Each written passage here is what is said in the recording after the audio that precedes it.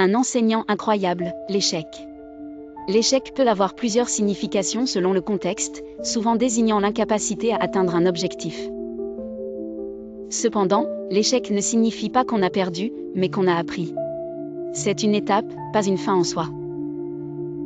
Beaucoup de réussites sont construites sur des échecs.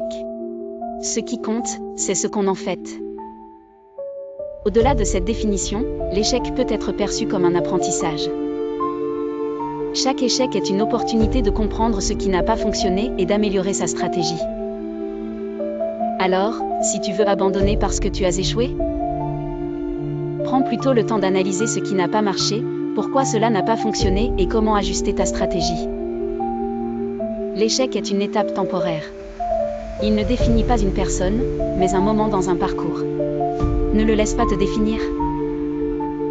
L'échec peut être un signal d'ajustement, indiquant qu'il faut revoir ses méthodes, ses attentes ou même ses objectifs. Parfois, il suffit d'un petit ajustement pour réussir. L'échec est aussi un test de résilience, mettant à l'épreuve notre capacité à persévérer et à rebondir.